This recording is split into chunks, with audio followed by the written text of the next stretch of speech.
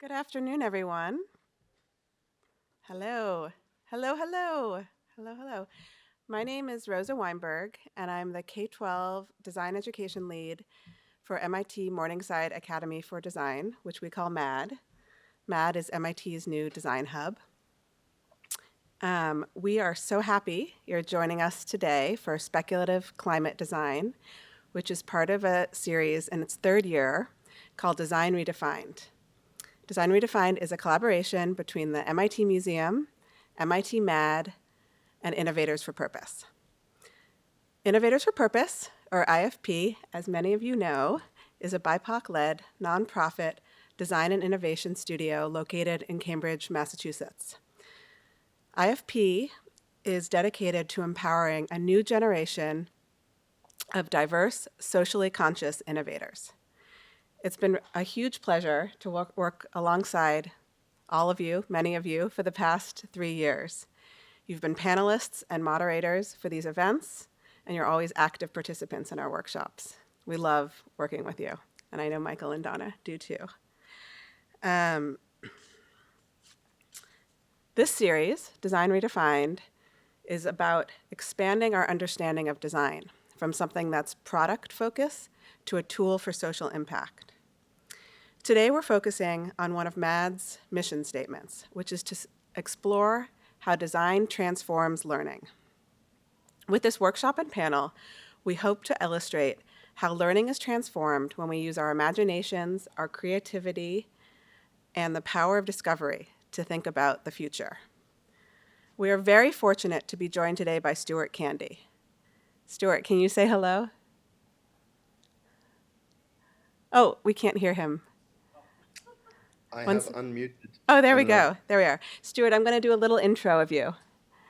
Stuart is an award-winning experiential futurist, artist, and educator, dedicated to activating social foresight and recently appointed Distinguished Visiting Professor of Critical Futures at Tec de Monterrey in Mexico City.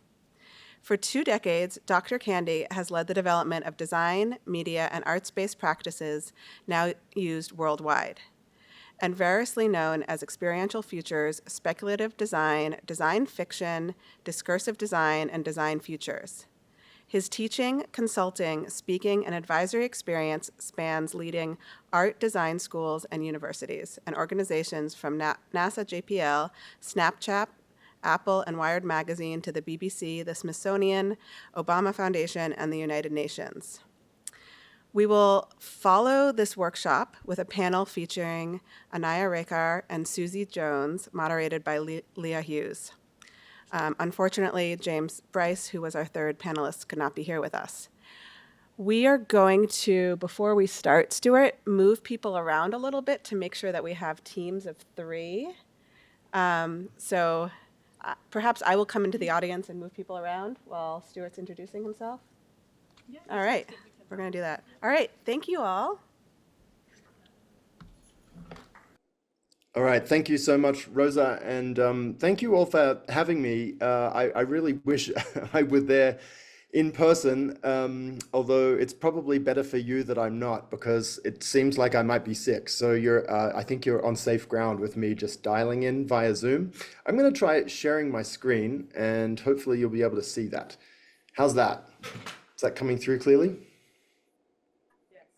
Yeah, that's Okay. great, Stuart. Yeah. Great. Okay. So while Rosa is reorganizing the room, I might just say a word or two to kind of set things up. So welcome to this futures-oriented exploration and design session. My part of this I've called using experiential futures, that term that Rosa just mentioned. If that doesn't mean anything to you yet, don't worry. That's onboarding you is part of the purpose here. But using experiential futures to amplify imagination. And so this will be the first part of speculative climate design, followed by the panel afterwards, which again, I wish I could join, but I'm sure it'll be great. So I'm really pleased to be here this afternoon, this whole afternoon, but especially the bit I'll be leading you through is designed as an opportunity to open up thinking about alternative futures, especially through a climate lens. And I'm a professional futurist. I don't know if you've come across that as a job description before, but I came across it myself actually when I was 16 years old. So I was myself in high school when I found out that this field and this community of practice, people who think about the future for a living, that existed. And I've worked with a lot of different kinds of organizations. Some of these might be familiar to you. And I will just say, without going into any of these, really, that the appetite for, the interest in, and I guess the willingness to engage and to think about futures, to realize that we could do a better job of it and we need to do a better job of it, that actually got a lot easier about 5 years ago when COVID hit, because we all sort of simultaneously had the experience of like, oh, we could have thought about this more than we actually did. So that's, kind of a recent change after many years of it sort of being a little bit more of an uphill battle. The way that I particularly approach and have devoted a lot of energy and time over the years to doing this work is using arts and design-based approaches to making futures, things that haven't happened yet, thinkable and feelable. Actually, you could say media, arts, and design, and then that would be MAD as well, like the Morningside Academy for Design. But so today what we're going to do is try out some of these experiential futures practices, a kind of hybrid of design and futures thinking, ultimately applied to climate, but we're not going to start there or exclusively do that, because thinking about futures is something you can, and I would argue should, apply to all aspects of life, climate especially, but not only. So what I want to share with you has 3 parts. The first is called Fragments of Possible Worlds. It's kind of going to set up a little bit what this work is and give you a context for what we're going to do next. The second part is playing a game actually to do some of this ourselves in the room using an imagination game. And the third part, I kind of turn it over to you to take us into your futures, which you will have created or started to explore in that second part. So let's jump into it. Part 1, Fragments of Possible Worlds. So I don't want to, because we don't really have time, say too much about the futures or foresight fields, but it goes back further than you might imagine. The first person, people, human beings, have always thought about, have always exercised their imaginations and thought about circumstances other than the ones that they live in. But the idea of specifically developing a capacity to think about later times and for that to be a valuable contribution to society is about a century old. And this person, if you don't recognize this old white guy, this is H.G. Wells, Herbert George Wells, which also might not be a name you've heard of, or some of you may have, because H.G. Wells is one of the first people to have written speculative fiction or science fiction, and some of the stories that he wrote in the late 1800s and early 1900s when he was alive and active in Britain, we're still turning into movies and TV shows these days. The War of the Worlds, The Island of Dr. Moreau, The Invisible Man, The Time Machine. Actually, not just the story, The Time Machine, but the whole idea of a time machine was Wells's invention. And Wells was the first person to kind of argue for not just science fiction for fun, but the capacity to anticipate as something that we could all develop and would be wise to develop. Now, the aim in futures practice, in the tradition that I work within and that I guess we'll be working within today, the aim is not actually to predict the future. That's not what we're trying to do, but to develop and use alternative futures, different theories of what could happen, of what the world might look like, for solving problems and seizing opportunities ahead. As soon as you move from a single future to many possible futures, you give yourself options to make choices with. So everyone thinks about the future. And increasingly, neuroscientists are showing us what this actually looks like kind of, behind the veil of the skull. So when people imagine past events, that is, call up memories, things that have happened or that they've read or movies they've seen or whatever, that lights up certain parts of the brain. And when they try to imagine things that haven't happened yet, so kind of exercising the imagination to concoct futures that aren't part of their experience, it's the same parts of the brain that by and large are lighting up. So another way of saying this is that when we try to imagine things that haven't happened yet, we're kind of constrained by the experiences that we have in fact had. We use our experiences from the past, and those include not just the experiences that we've lived in our own bodies, but also, the history that we've read or that we've heard about. And also, I want to add, the science fiction movies or the speculations that we might have read or watched on Netflix or leafed through in comic books. All of those are part of the fund of experience in any medium that we kind of use to try to imagine. But we don't have any experiences of the future itself. And so we have this kind of tricky situation where, we know that the world is changing. We know that it would be valuable to be able to imagine where it might be going and what that might mean for the things we care about. But how can we feed our imaginations to expand the horizons of the imaginable, to imagine new things? How could we think and, if you like, feel into the things that we have not experienced before ourselves? This is kind of the paradox and the challenge that we're going to be tackling today. So, as I said, I came across the futures field in high school. As you can hear, I have an Australian accent. I was born in and grew up in Australia. I live in Los Angeles these days. But because I came across this, this field, little known, I would say, very international, very widely spread around the world, but not highly well known in the public mind. And so for years, as a young person, 16, 17, 18, 19, early 20s, most people who I met when I said, this is something I'm interested in, I found out they didn't know the field existed. And that is why eventually, after I went to grad school and after I worked for the British government and the Australian government on futures projects, kind of in a more wonky sort of research way, trying to think about the future, this is why my friends and I in grad school started experimenting with bringing futures to life. So taking them off the page and out of the theoretical abstract to see what they might be like to experience in 3 or 4 dimensions. So we started doing things like making postcards from alternative futures, designing games that were set in one future or another, creating objects, artifacts from futures and then leaving them, say, in a drugstore for people to find while they were going shopping. Or putting objects from futures, we call this guerrilla futures work, right? When you're creating objects that might exist in a future, sort of like props from a movie, let's say, but there's no movie, there's just the movie in your mind, and you can make the props from that.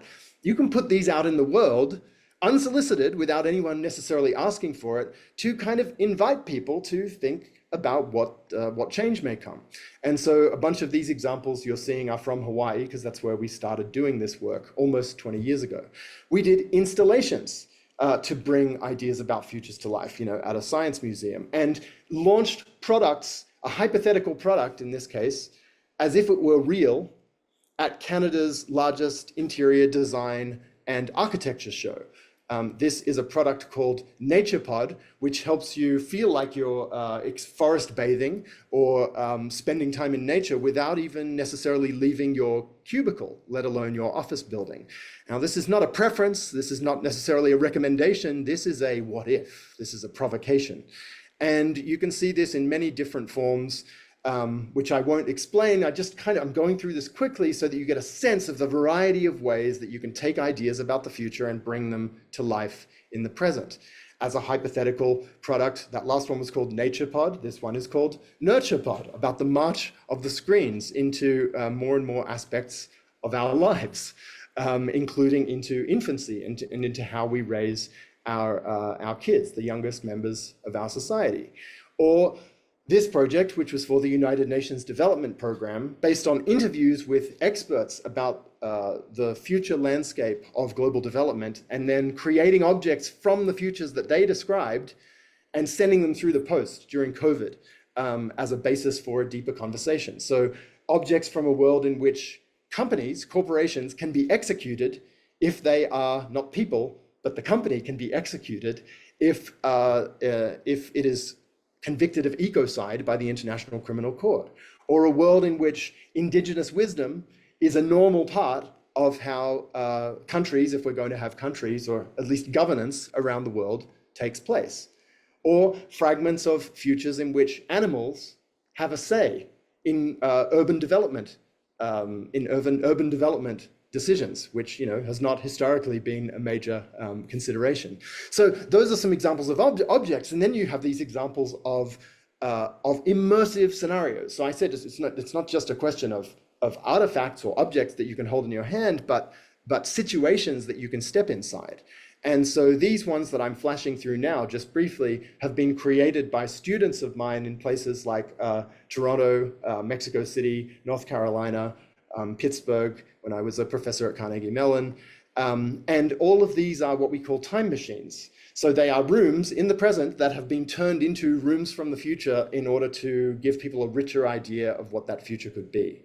Or this, just to end with a couple last examples, these are examples from students of mine at Parsons School of Design, where I taught in New York a couple of years ago for the year of 2023. And they created fragments of a version of 2040, of the year 2040, if humanity, including in New York City, did all the things that the Intergovernmental Panel on Climate Change say we need to do in order to mitigate that change. So these students created fragments of a preferred climate future, if you like, including, in this case, a monument to the last car in New York City, which is being celebrated in 2040, looking back on 2030 as the year that cars stopped being used in New York. Or this group, which created fragments of the Civilian Climate Corps. This is actually before President Biden signed an executive order to create something very similar. So what we're seeing here with all of these examples, and I just went through them super fast, was to show you different topics, different narratives, different time horizons, publics, different media, different scales, online, offline, live, asynchronous, for paying clients in some cases, for audiences in some cases, for activism purposes in some cases, and also just for fun. So all of this sits under the umbrella of what I've been describing as experiential futures, experiences of futures, which is a contradiction in terms, because you can't experience a future. If you could, it would be the present. But that's the contradiction that we're playing with this work, creating simulations, if you like, that feel real, even though they are about hypothetical circumstances. And those can look like stuff. And I have colleagues in the design world, especially, who use terms, as Rosa said at the start, like design fiction or speculative design, especially for, kind of distilling ideas about futures into things. But then we also have things like situations like immersive scenarios, role-playing, simulation that you can interact with more richly than just objects. So basically, the point of all of this is that any world you can imagine could kind of be brought to life in countless different ways. But it's a lot to try to wrap your head around, because if you can agree with the idea that the future isn't set, that it's actually plural, that it's multiple, that it expands in number, the further out in time you try to look, then the design space we're talking about here is all possible futures, the ones that scare the hell out of you, the ones that you might lie awake at night dreaming about or hoping for, all of those futures, everything in between, multiplied by all the contents that would exist in those futures if they were actually worlds you could visit. So it's huge. So that's why my colleague, a good friend, Jeff Watson, who was a professor in the cinema school at the University in Southern California, Jeff and I created a card game to help people, including ourselves, and now including you, to tackle this design space, this huge space of possible futures at high speed. And so now we've arrived at part 2, which is play with possibilities.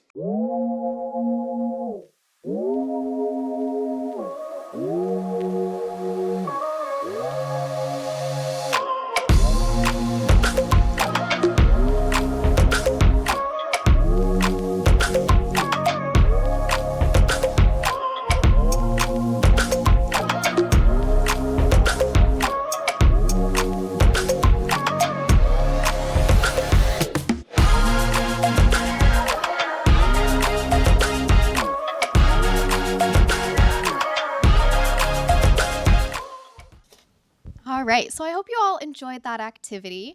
What we normally like to do through Design Redefined is really push the conversation about design away from just thinking about the marketplace, things like graphic design, architecture, fashion, and other things that you normally associate with design, and catalyze a conversation about how design can be used as a tool for positive change in the world.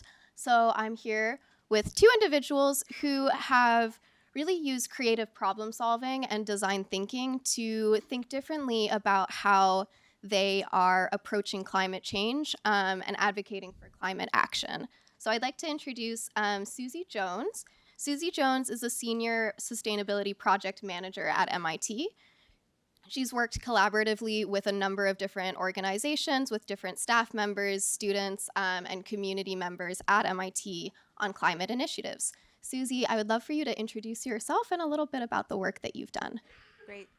Hey, everybody. Thanks so much for bringing so much creativity to this room. As kind of a grown-up practitioner at MIT, I've been here for just over 12 years at this point, working on how to make the campus sort of carbon neutral and sustainable across all aspects in ways that are kind of culturally meaningful and accessible to everybody, and really in partnership with the City of Cambridge and City of Boston. I think we really lose sight of some of the energy and creativity and playfulness that you find from this kind of intergenerational learning. So I just want to give a big thanks, and happy to talk more specifically about what I do. I think I'm rethinking already some of the food systems projects that I work on with MIT Dining, and I work on some community partnership work and some workforce development with young people in Boston. So already my wheels are turning, and excited to talk more. Awesome. Thank you, Susy. I would also like to introduce Anaya Raikar. Anaya is a senior at Winsor High School. She is an intern at Our Climate and also at MIT Climate Action through Education. She has worked on a number of lobbying events to bring people together around climate action. And she also has worked recently on the writing and advocacy of a bill for climate education that is currently under review. Is that right? Great. I would love for you to talk a little bit about your experience with the bill and with those lobbying events. Sure. Like Leah mentioned, I'm a senior in high school, and I've been working with Our Climate since the sophomore year of my high school. So Our Climate is a nonprofit. It's a national nonprofit. I work for the Massachusetts branch, and one of our main projects is writing and advocating for an interdisciplinary climate education bill. So you might think that bill writing and just engaging in the legislative process is something reserved for people much older than us or people who already work in the state house. Anyone can write a bill. If you work with an organization, if you have feedback, if you take this bill to the state house, it's something that anyone can take part in, and anyone can actually get this law passed. So our bill has been refiled in the Massachusetts State House for this year's legislative session, and we're doing our best to incorporate feedback from students, teachers unions, people in climate organizations, and bring this to the legislators and get it passed. We actually just had a pretty big advocacy event at the State House where a couple hundred youth, all around your age, my age, came and spoke about these bills, amongst others, with our representatives, and we're doing our best to get it passed at the moment. That's really inspiring. Thank you, Anaya. I love how you're talking about engaging young people in these conversations. It's very inspiring, and I think it's really important to get young people involved early. I'm curious how you inspire them and how you catalyze those conversations between them. Yeah, absolutely. So I think growing up, I learned about what climate change was. I knew what caused it, like the greenhouse effect. Also knew what solar panels were, but I didn't realize what I could actually do to make a change in my own community. I just thought that this was something a bit removed from what I could do. I knew that I could compost and bike to school, but I didn't realize what changes I could create on a large scale. And just speaking to youth and helping them realize that they have their own power to put solar panels on their school roofs or work to pass a law, and working in these large collective actions that bring youth together to speak about our own personal experiences with climate change, and the ways that we can speak and communicate effectively with those in power. I think that's really helped us all become less jaded and more optimistic about the climate crisis and what we can do. Absolutely. And I think those kinds of events and making space to bring people together is really important. Susy, in your projects, how have you brought different groups together? Because it sounds like you're working across a few different scales. Mm-hmm. Are there activities that you use to facilitate those conversations? And how do you make sure that people feel like they're able to advocate for themselves and their needs in those spaces? Yeah, it's a great question. Certainly food brings people to the table just in a very basic way, as we can all see people kind of munching away on delicious pretzels. I think that works at a couple different scales. I think people like to come together and eat together. I think there's something like very human about that. And I think it actually does bring folks together. I also work on food systems, so that's kind of convenient. But I think finding those things that really unite us and sort of enable us to also sort of celebrate our cultural differences are really important. So we all come from such different places with such different skill sets, and we can all kind of tap into the climate problem in different ways. And so part of what I think we try to do is like uncover like what little thing is like a little crystal of excitement inside of each and every person at MIT, and kind of tap into that and see how they can use that towards making the campus more sustainable. So some students just love like mapping data visualizations, and you give them a big data set and it's like they've just won the lottery, and it's like, oh God, like I look at that and my eyes glaze over. But students are like hungry for like precise data on our purchasing of office supplies, and they're like pumped. And then other people are really wanting to have more reuse on campus. So like how students throw away all of this stuff at the end of the school year. So how can we save that and provide it to students who are coming into MIT the next September? So how can we use our resources more efficiently and find a way to store those materials over the summer and then resell them for a couple dollars? So some people are really interested in reuse and logistics. Some people are interested in, you know, sustainable falafel like me. Other people are really interested in data. Some people love to make things look beautiful. They're interested in design. So I think it is about like taking a sort of individual approach with folks, and just like everybody is like can be a climate hero, and really finding like what excites you in this, and then finding a way to put that into action on campus. But it's hard. I mean, people are busy and tired, and so I'm also open to ideas. I love that. Oh, did you want to add on, Anaya? Oh, no, go ahead.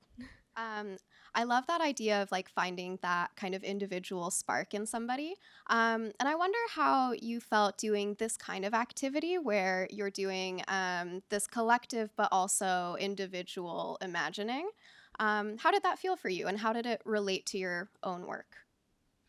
I think what was interesting about this activity was that we all got different prompts and we all were able to answer them in our own individual way. That kind of reminded me of an activity that I often do when engaging people in climate action. It's called Climate Stories, and when it's particularly useful when discussing policies with legislators who often come from different backgrounds than me. These often like older white men, I can't always connect with them when using like statistics and cold hard data. That doesn't really connect with someone as well as an individual story about your own life experiences, and sharing a story about how climate change has personally affected your life and how you see a solution that can make life better for yourself. That tends to resonate a lot more on a personal level. And I think that by sharing these solutions that we've come up with in our activities, we've been able to resonate and imagine a future that's better for all of us. Yeah, thank you. And Susy, does story sharing and this idea of shared experience, does this come up in your work as well? Not enough. I mean, I think obviously we're at MIT, so there's a lot of people that are really interested in science and technology and engineering. So when we're trying to solve for carbon neutrality, we work at it like it's a big math equation, and it's really about like geothermal here. Let's drill these wells that are this deep. Let's change steam to hot water, which is all really important, but it doesn't feel at all like what we just experienced together. And so a worry of mine is that, you know, where our processes here aren't getting at a lot of this good information that you can get through exercises like this, that get at something like much deeper and experiential. So like, how are these new energy systems going to feel? How is it going to make people feel? Do people want them to be quiet? Do people want to be cool on the 10th floor of their, dormitories? How close do they, just like the maybe cultural, emotional, spiritual dimensions of some of these things. We don't ask about what people are afraid of, what people are excited about. And so if we create this like future that's based on a math equation or a spreadsheet, that doesn't feel like it's gonna, people are gonna necessarily accept that into their lives as the new way. So I think we're missing a lot of opportunity to get at really different dimensions to the climate problem. And I think that exercises like this really help us kind of get at that. So I'd love to see more of this happen, not just in educational spaces, but in these very kind of technical kind of practitioner spaces too. Yeah, and Anaya, it sounds like you're already doing some of that work on the ground with different communities with that story sharing. How did you get involved with that in the first place? Like involved with storytelling or my organization. Yeah, storytelling and sharing experiences around climate change. Yeah, that's a good question because a lot of my legislative work involves different communities. I mentioned we seek feedback from students and teachers and legislators in our bill writing process. And I think that seeking out feedback from teachers was especially important when it comes to climate education as a concept because, well, I feel like teachers are dealing with so much nowadays. There's a lot of material that needs to get taught and not a lot of time or resources that each school is equipped with. And while we might have as youth our own vision for what needs to be taught in the classroom, hearing the teachers tell stories about times where they felt unequipped to teach certain material due to a lack of resources and acknowledging the reality of what we were all dealing with and working towards a solution that is convenient and also making progress on the climate education issue for all of us, I think was very enlightening as someone who I don't talk to a bunch of teachers in my free time, but learning and speaking has really helped develop my perspective that way. That's great, and I think that's very inspiring for a lot of students who are thinking just about where to get started with this kind of work. You can start in your schools. You can start with your teachers, right? I'm curious, doing this activity, were you envisioning? You've both done a lot of active work to create climate futures that you're maybe more interested in living in, right? What does a positive climate future look like to you? I can talk a bit about the future I imagined, and I think mine was in a wise future. It was a building that discussed climate and science, and I was thinking about a building like an institution or museum that had hands-on activities and lessons for students of all ages about climate. And I think that connects to this sort of interdisciplinary learning that I'm very passionate about in climate education, because I feel like growing up and I've only really discussed climate in my science class.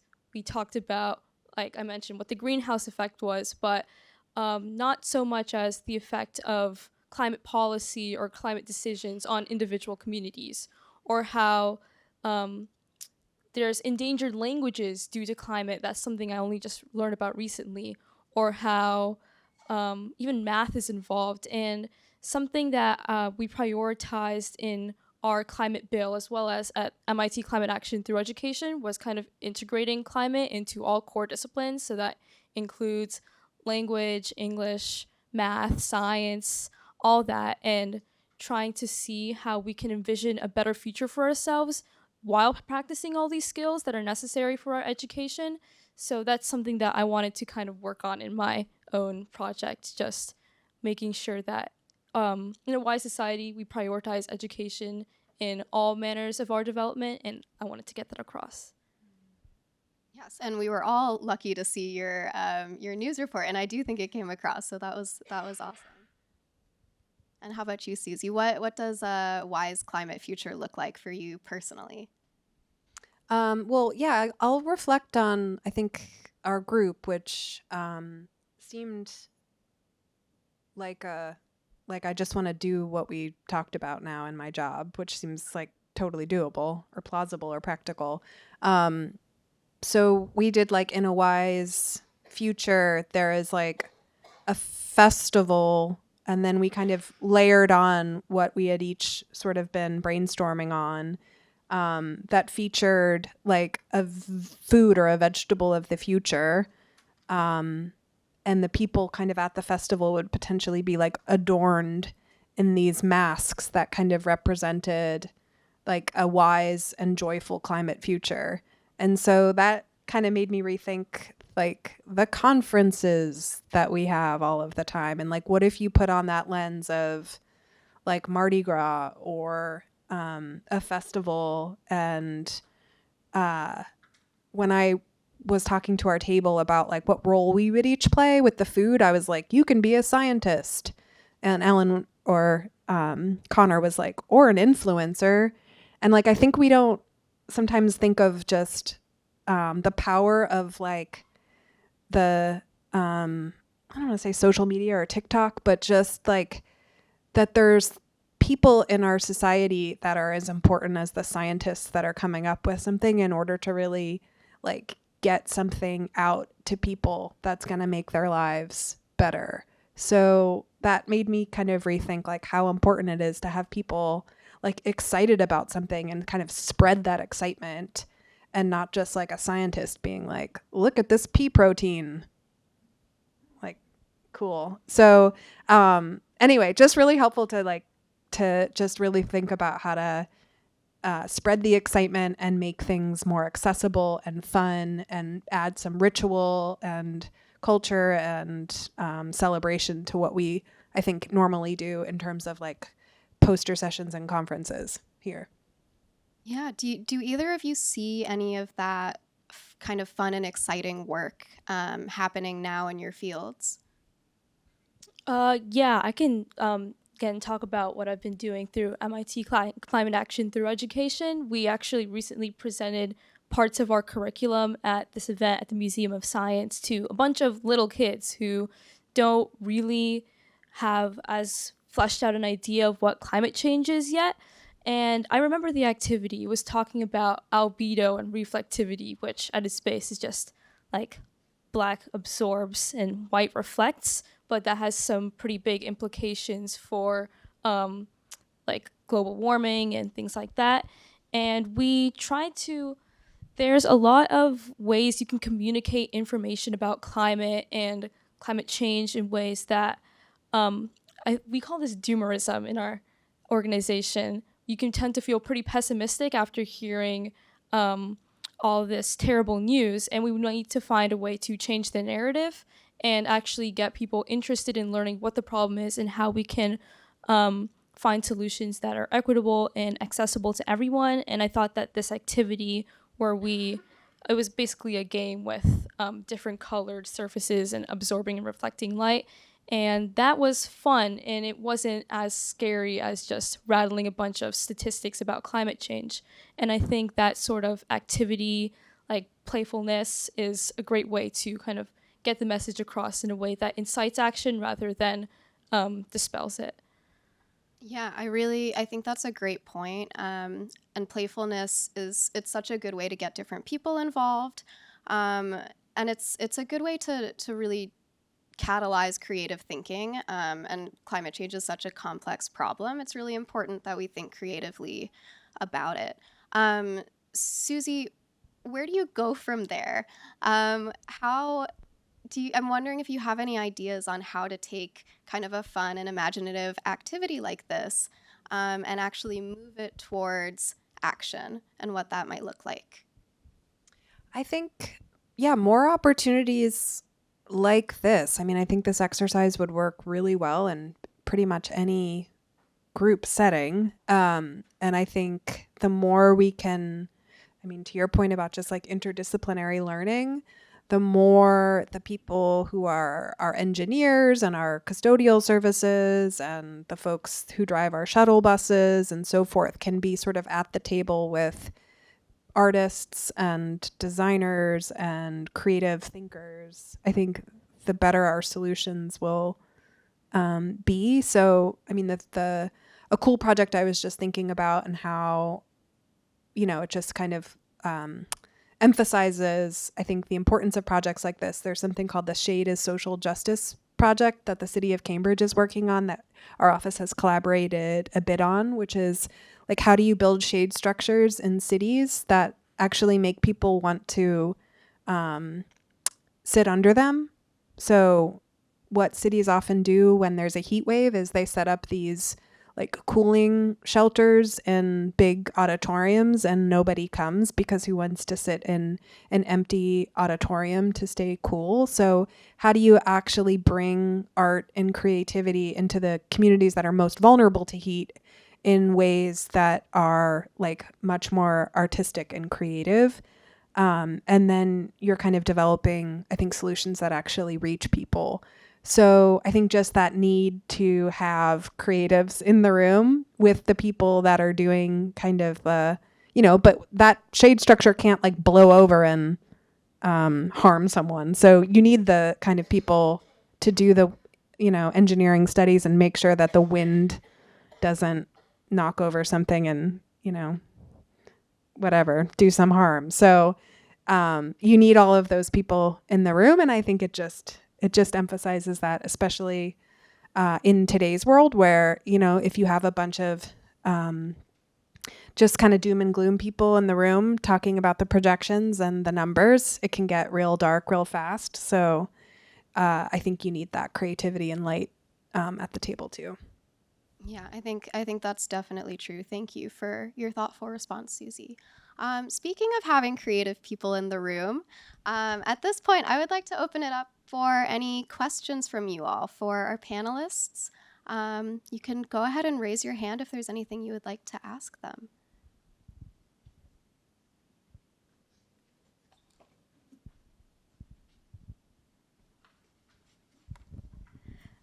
First of all, thank you so much for this discussion and for the workshop. It was really great to be here.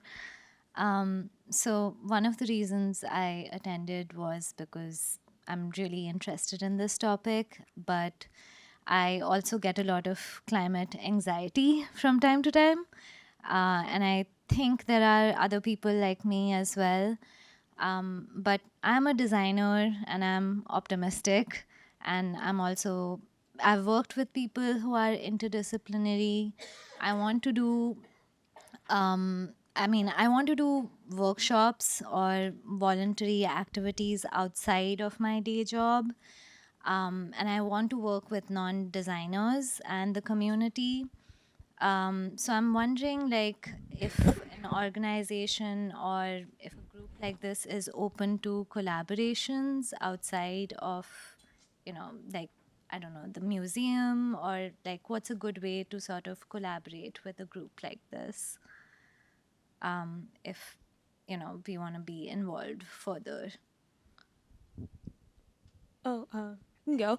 So I like your idea about organizing workshops with people from different professions. I think that like that sort of collective action and meeting people from different communities and working together on an objective, that reminds me of when I was at the State House and there were a couple hundred high schoolers there. We were all advocating for the same cause, and that made me feel a lot less alone in my climate anxiety, realizing that there are other people out there who are fighting for the same cause, learning those skills that are really important.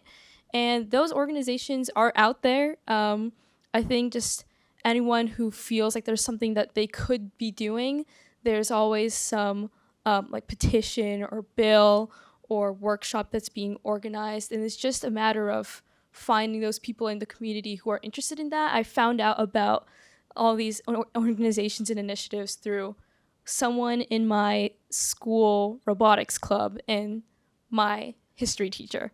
So those people are out there. It's just a matter of looking for them and getting involved in collective action, I'd say. This might be kind of an esoteric comment, but it makes me think of, something we say at our office is like every job can be a climate job. And I almost think like any organization or activity you're interested in can be like a climate organization or a climate activity. Like, I guess I don't get out a lot, but when I do, I've worked with like the Boston area Gleaners and the Food Project on kind of community farming things. And whether you're just like picking squash that is kind of left over on the fields to sort of like put into the Greater Boston Food Bank, like sort of getting into these situations with people who are also volunteering and kind of building a network in that way through something you care about. I mean, even like the MSPCA is taking dogs from places like in California, right, where there's been fires. And so there's like, like everything is kind of climate related these days and draws people who are passionate about that subject like into it, and then you just can kind of build a network from there. So it's like everything is kind of climate related, I think, at this point. So just like go anywhere. I don't know if that's helpful.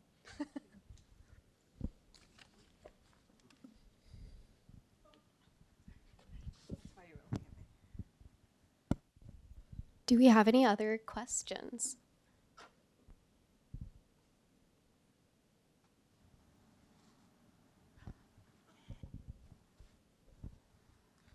So,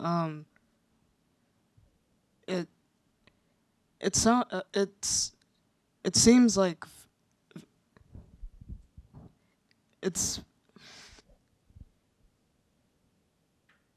very, like, it could be very easy to like fix the planet, but like what are like the main factors stopping us in your opinion? I think a lot of people, and I feel like we're at a lot of institutions that talk about the technology that's needed to stop the climate crisis, things like renewable energy, wind turbines, solar panels, and we keep hearing about how there's been developments in those, but I think we have all that technology, we have wind turbines, but it's a matter of that implementation. It doesn't really do anything to know that a wind turbine exists if it's not being put into action, if there's not a law requiring it to be placed in our country, in our state. So I'd say that getting policy enacted on the local, state, federal level, and I'm sure there's a lot of change and uncertainty with the federal level, but something I've been trying to do on that state level is push for renewable energy policy, policy that takes some of this technology that we have and actually put it on the ground. That's a big question.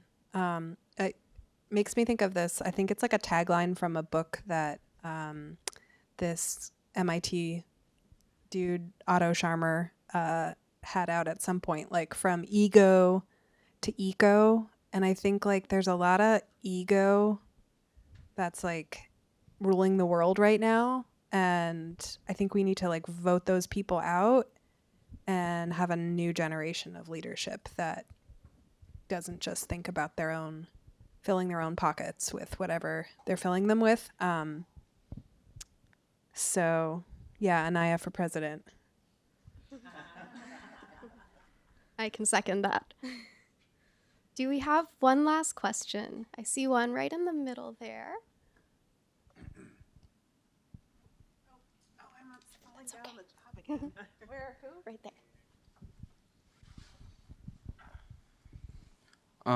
So my question is, have you guys ever, like, either in the past or in the future, do you guys think that there will be events, like really big events involving like whole neighborhoods to try to convince people to start being greener and trying to help fix the thing that we have caused? Yeah, definitely. One that I can think of off the top of my mind right now was in 2019, around Greta Thunberg's era, there was the Boston climate strike, where a whole bunch of high schoolers, like thousands, were leaving school early and going out onto the streets to demand climate action, climate policy. And those actions have had rippling effect. I just know some of my friends last year went to this march with thousands of people in New York, to end fossil fuels in implement renewable energy. And I think youth especially have been pretty good about taking on the charge. And I think seeing these initiatives, seeing the thousands of people that are showing up for the climate will inspire others to do the same as well. Yeah, and I think in addition to having more kind of youth voices, there's a lot of elders out there that changed big things in this country and around the world when there was a lot of problematic things happening. So there is a way to change things. I think some of us don't have that cultural memory, and we need to ask some of our elders, like, how do we do it now, and take some of that youth energy and creativity and marry those things, and have a new a new movement, I think, that really activates people, because we have done that before as a collective, and I think some of us don't know how to do it, or we weren't alive, but we need to ask people how to do it because they have knowledge. All right. I think we have time for one more question.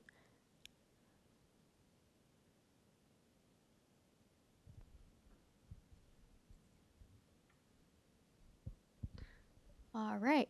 Well, I want to thank you, Susy and Anaya. This has been a really lovely conversation. And I hope everyone is as inspired as I am. I think, especially in the world today, it can be difficult to have some of these conversations and see kind of where the hope and creativity is. But we've generated quite a lot of creativity in this room today. And I really love having the chance to talk to you both and think about where that creativity can actually lead into action. And you're both making significant change in the world yourselves. So thank you very much for joining us.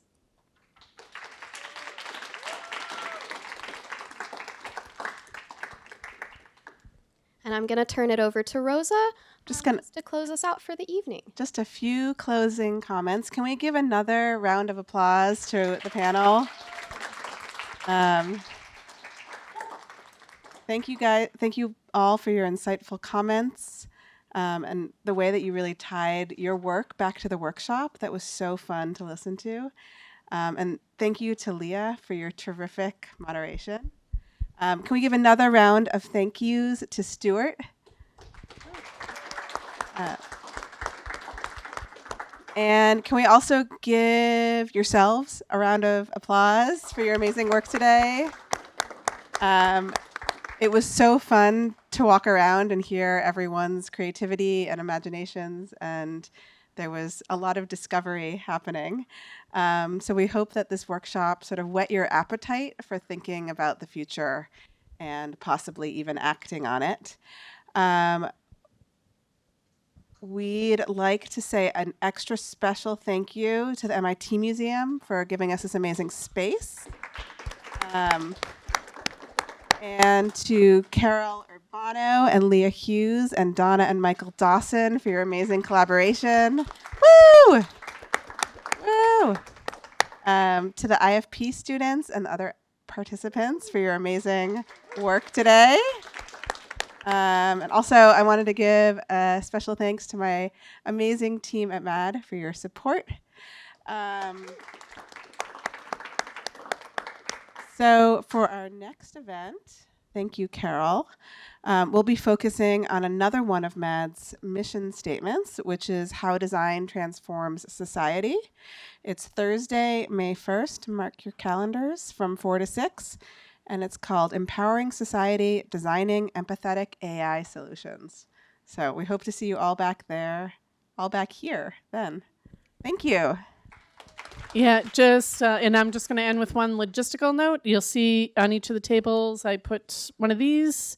If you could just throw your cards, the thing from the future cards in there, and leave them you can just leave them at the table. And anything else you want to take with you, you're welcome to do so.